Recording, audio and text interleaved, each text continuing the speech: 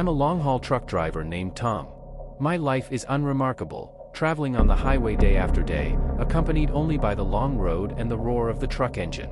I am used to being alone, and even enjoy this unfettered freedom to a certain extent. That day, I was on my way to Maine.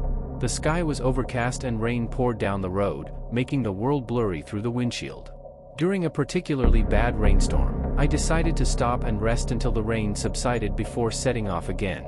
On a remote country road, I found a gas station that looked pretty neat. This gas station looks old but is well maintained.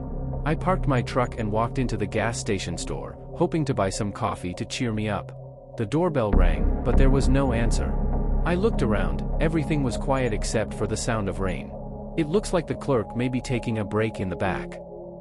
I walked to the counter, ready to pick up the phone and call the waiter. Just then, I noticed a light in the corner of the counter. It gave off a faint yellow light and kept flashing. There was something unusual about the flickering of that light bulb, and it made me feel a little uneasy. I shook my head, trying to shake off the feeling, and prepared myself to find coffee. The moment I turned around, I heard a woman's voice.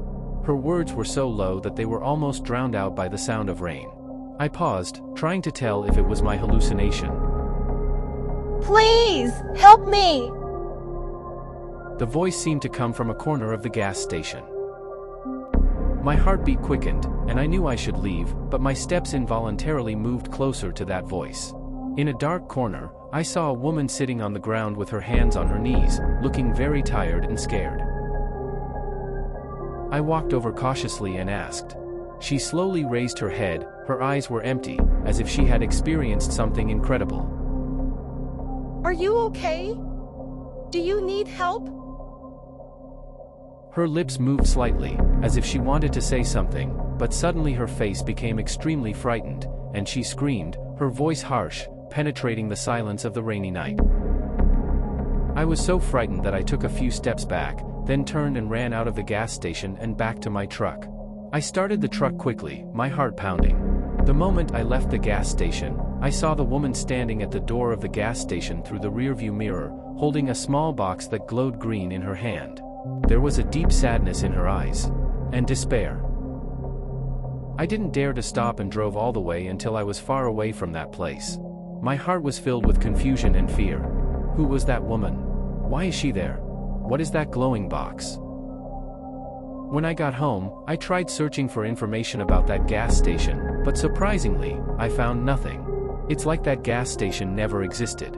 I began to wonder if everything I experienced that night was just a dream.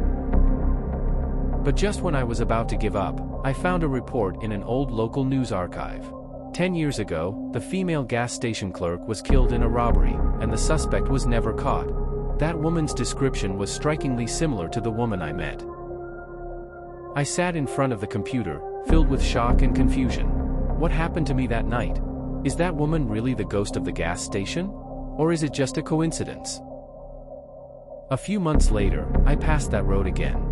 Instinctively, I wanted to go back to that gas station and have another look, but I knew that was impossible. However, as I drove past the place, I saw a shocking sight. The gas station had reappeared, as if it had never disappeared.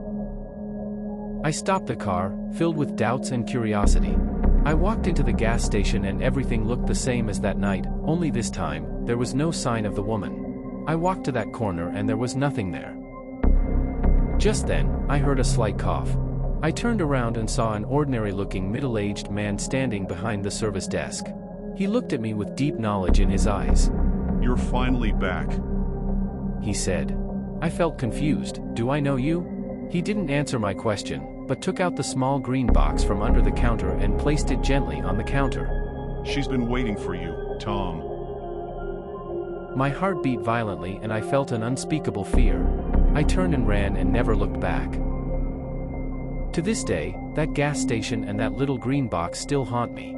The man's words, "She's been waiting for you," echoed in my mind. I knew I couldn't escape it and that one day I would be forced to face the truth of that night.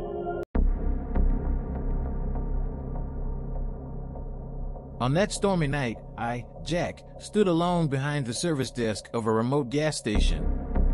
The gas station is located on a rarely traveled country road, surrounded by nothing but dense trees and the occasional howling wind. The hands of the clock moved slowly, as if even time was being swallowed by this loneliness.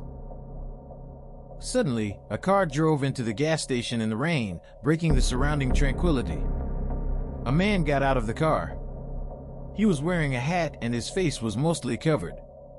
He didn't say much, just asked for some snacks and cigarettes in a hoarse voice. His eyes quickly scanned the interior of the gas station, seeming to be looking for something. After the transaction was completed, the man hurried away, but the uneasiness he left behind lingered in the air. I tried my best to shake off the feeling and get on with my night shift. The wind and rain outside seemed to be getting stronger and stronger, as if indicating that something ominous was about to happen. Just when I was about to tidy up the shelves, I noticed a strange phenomenon. The cigarettes and snacks the man bought were back in their original places. I was shocked and walked over to take a closer look. Yes, this is exactly what the man just took away. At this time, I heard a faint sound, which seemed to come from the back of the gas station. I nervously walked towards the source of the sound, my heart beating fast and every step seemed extremely heavy. When I walked to the back door, I found that the door was ajar and I could see the rain outside. I opened the door cautiously. It was raining heavily outside, but in such weather, I actually saw the figure of the man. He was standing in the rain not far from the gas station, looking at me quietly. His gaze filled me with an indescribable fear. I instinctively wanted to close the door, but at that moment, the man suddenly disappeared, as if he had never existed. I was filled with doubts and fears and didn't know what to do. I decided to go back to the desk and call the police. As soon as I picked up the phone, I heard the doorbell ring. When I looked up, it was the man who walked in again. This time, he took off his hat and revealed his face. I was surprised to find that he looked exactly like me, like my mirror image. Who are you? I asked, stammering.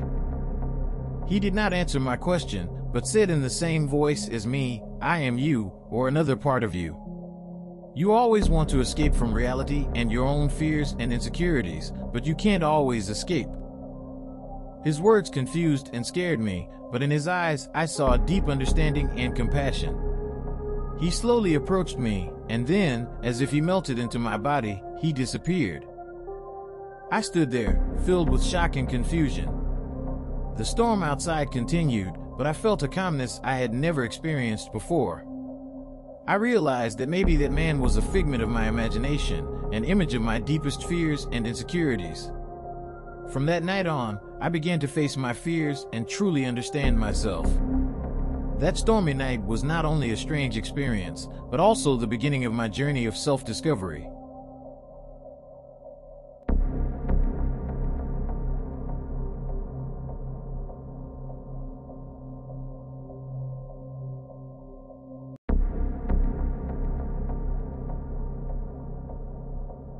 On that stormy night, I, Emily, was guarding the only convenience store in the town alone as usual. At night, the town was flooded by heavy rain, and the streets were deserted. I was the only one who spent the quiet night silently under the lights of the convenience store. But that day, I always felt an indescribable uneasiness in my heart. Late at night, the rain became more intense, and the only sound in the convenience store was the sound of rain and the ticking of the clock. I sat behind the counter, flipping through an old magazine, trying to relax. Suddenly, the doorbell broke the silence. I looked up and saw a man wearing a black raincoat walking in. The brim of his hat was drooped, covering most of his face, leaving only the lower half exposed. His movements were a little stiff, as if he was trying to hide something. The man didn't communicate with me. He went straight to the refrigerated area and got a bottle of water and some food. As he walked up to the counter to pay, I noticed his hands were shaking slightly. I tried to talk to him, but he just shook his head, paid in a hurry, and left. I felt a little strange, and the uneasy feeling in my heart became stronger and stronger. I was just about to return to the story in the magazine when suddenly a thunder shook the entire space, and then all the lights in the convenience store went out. I hurriedly fumbled to find the flashlight, and the moment I turned it on, I was surprised to see the man standing in the rain outside the store, with despair in his eyes through the rain-wet window. I was so frightened that I took a few steps back, not knowing what to do. I tried to pick up the phone and asked for help, but there was no response. Just when I felt helpless, the doorbell rang again. I looked up and saw that it was the man standing at the door. This time, a smile appeared on his face and he looked relieved. He explained to me that he was a policeman in this small town who had encountered danger while pursuing a case.